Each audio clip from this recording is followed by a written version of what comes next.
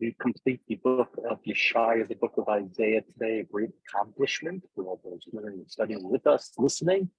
Oh, Amar Adonai, Shamayim Kisi, Ba'aretz Hadom Raglai, Eze Bayit Asher Tivnu Bi, Eze Makom Menuchati, that Torah 4, Shabbat Rosh Chodesh, another time. This is what God says. The heaven is my throne, and the earth is my footstool. Where could you build a house for me? Where could there be a place that can serve my abode? Where could be there a place where I could have minutah, where I could have rest and relaxation? It's not possible, God says. Kol eile yadai yadi asata v'hi kol eile ne'uma Adonai v'al zeh abit elani u'nechei ruach v'chareid al divarim. And this was all made by my hand. Everything that's in front of you, the mountains and the valleys and the forests, it's all made by me. Right? And yet, some people look to the poor and brokenhearted who is concerned about my word. Shochei tashor, makeish, zoveach haseh, oref keleh, ma'alei mincha dam chazir, maskir levona, mevarech aven, gam hema bacharu b'darchehem u'b'shikutzehem, nafsham chafetzam. As for those who slaughter oxen and slay humans, it's going back all the way to the beginning of the book in a sense. Lama li roziv chechem. Why do I need your sacrifices, Yeshayah? Isaiah said in the first chapter, and here in the 66th chapter, he expresses the same thing. You slaughter an ox for a sacrifice. You sacrifice sheep, right? You bring oblation. But to me, it's like slaying human.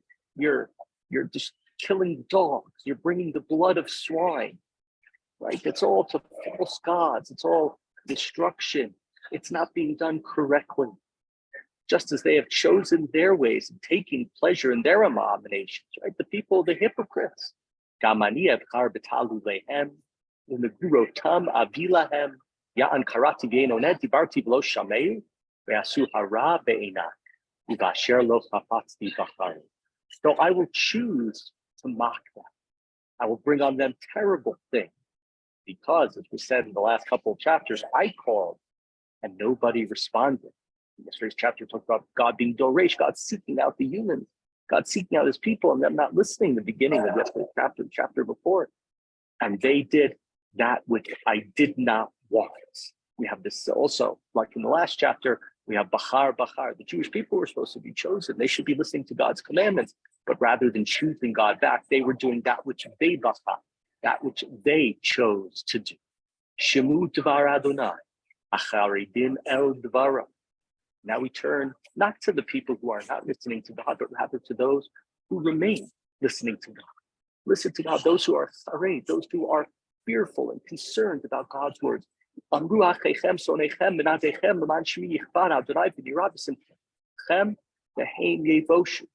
Your own people who hate you, they spurred me.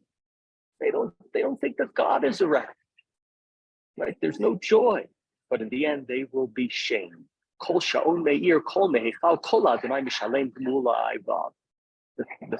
sound of God, the sound of thunder will come to God's temple, to the city. It's the sound of, sadly, of retribution to those who have become God's enemies.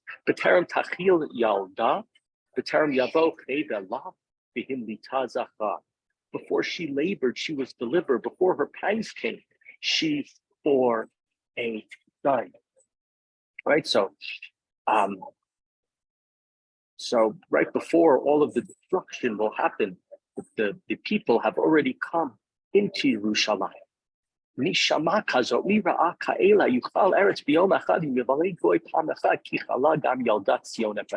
Whoever heard such a thing, who witnessed such an event?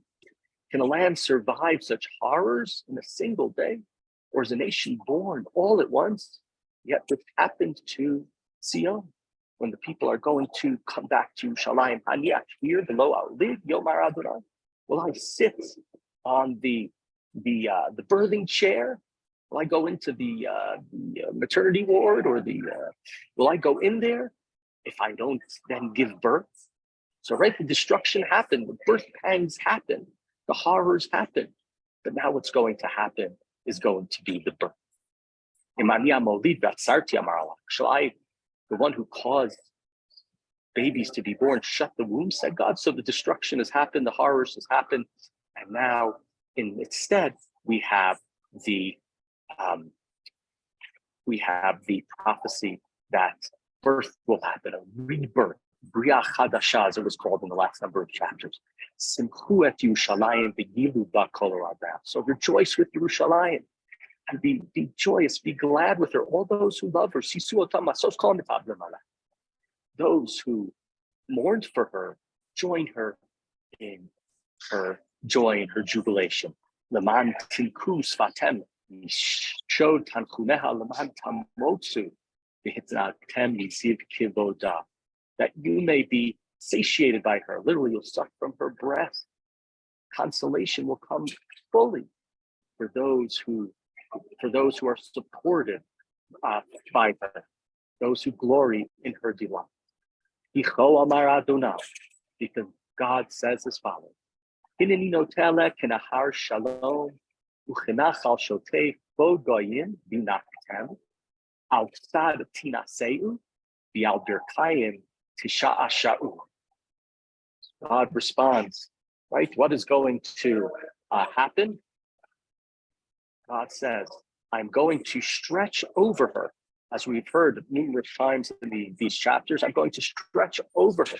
I'm going to extend to her prosperity like a river of peace, the wealth of nations, like a wadi in a flood that all of a sudden it was dry and parched, and now it is full of waters. We saw one of the miracles during the time of Elisha.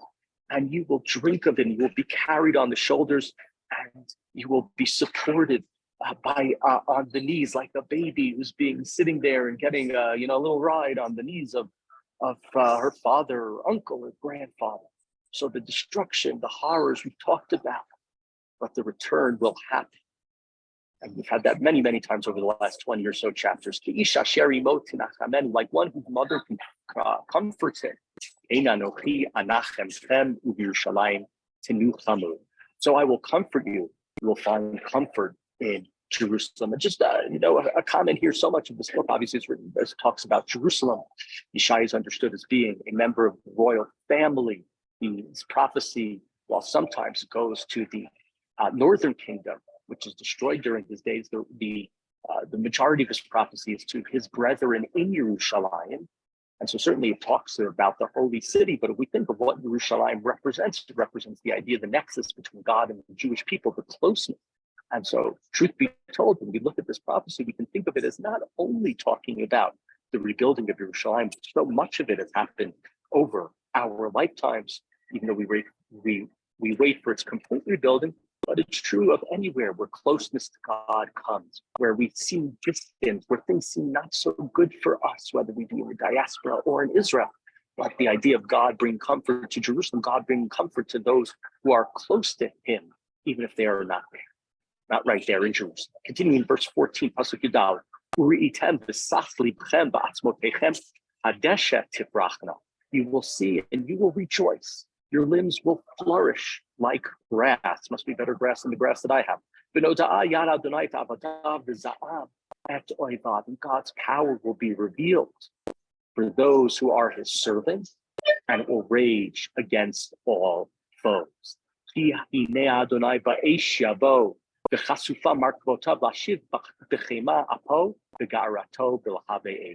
God is coming with fire, with chariots, like a whirlwind, chariots of fire. We had them at the time of Eliyahu, had them in the Academy Award-winning movie, was that 1981, to then anger and fury and rebuke in flaming fire. So God's going to come, and there's going to be a tremendous change in the world. God's fire, God's rage is going to come. And interestingly, there's a Gemara that talks about, right, we have this with kashrut, kibolo, kapoto. If something gets, fire comes, and if something becomes not kosher through fire, you need fire to make it kosher. Something becomes not kosher through liquid, through water, you need water to come and to kosher it. And so God, in a sense, God's fire came to destroy, but God's fire will come in order to come and to assist the Jewish people with their redemption. For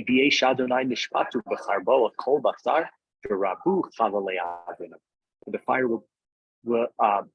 for the fire with God slain will take them over with the sword against all flesh, and many will be slain.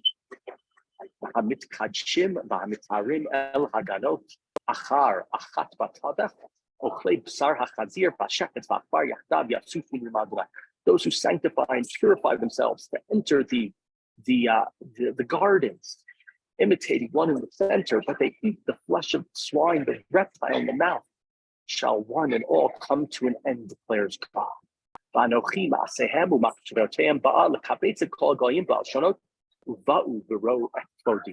Because I know their deeds and purposes, and their time has come. The time has come to gather all the nations and all of the tongues to see my glory.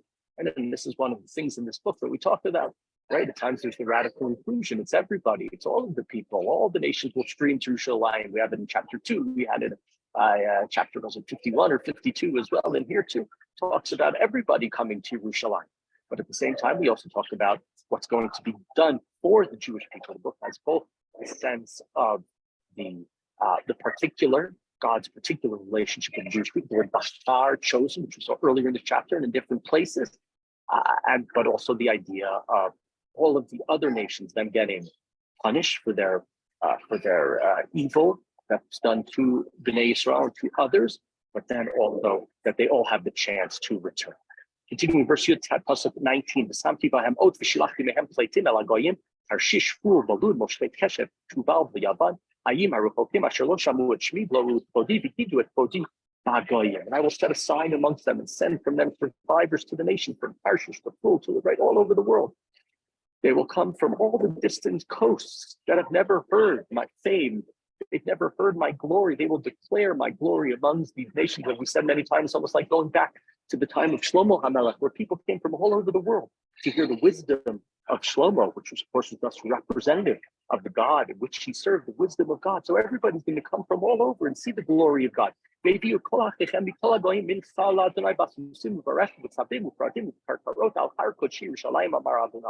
And all of the nations will come and they'll come on horses and chariots, all sorts of different airplanes and electric vehicles, whatever it might be, on mules and dromedaries. They'll come to Jerusalem, to God's holy nation, to God's holy city. Just as Bnei Israel bring a pure vessel in the house of God. So just as Bnei Israel does that, so too are all of the nations of the world. After this Armageddon, after these horrors, after the rage, everybody will be united. And so from these other nations, I will also take priests and Levites from amongst them, which is a radical statement. For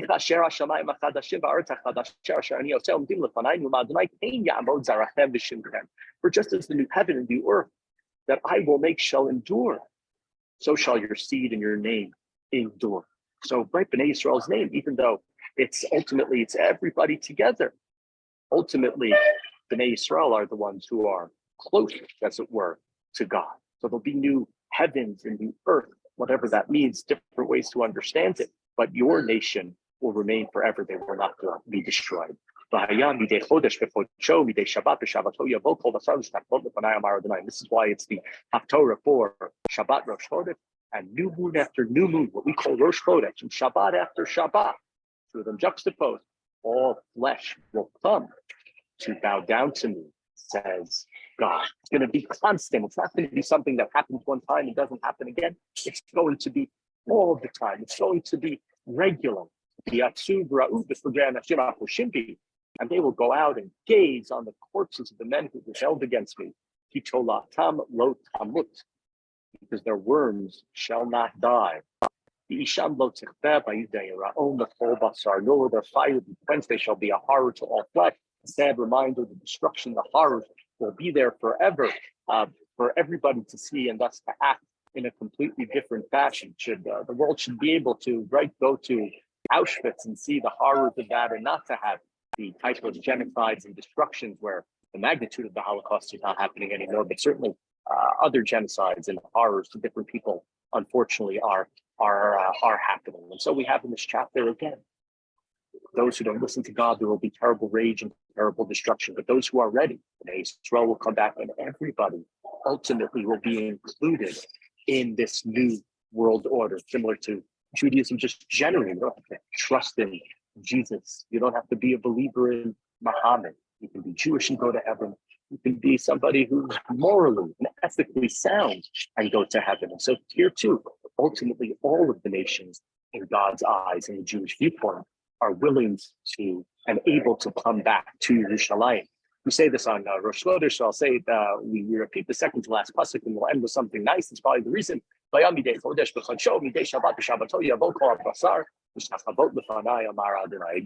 second to last verse, that the coming to God will be constant. It will be regular every Rosh Chodesh, every Shabbat.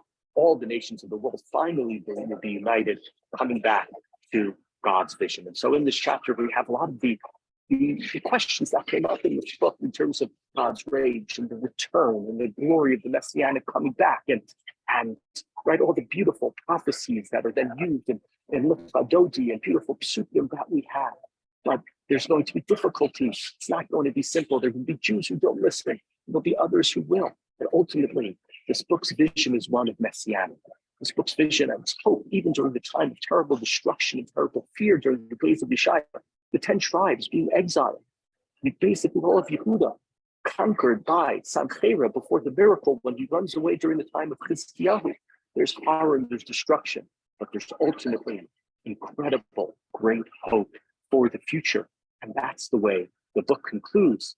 And we'll think it's a great accomplishment to read through the 66 chapters of the book of Yeshayah, have some greater understanding of his world and his prophecies and its relevance still to this day. We'll say, Hadran Allah Sefer Yeshayah Bahadra Haman. We will return to you, or another way of understanding Hadar, you are beautiful, the book of Yeshayah, and we will return to you and say in Mazal Tov to everybody studying with us and learning with us on the completion of this wonderful Sefer. And come Monday morning, we will begin the next prophet Jeremiah, Yirmiyah.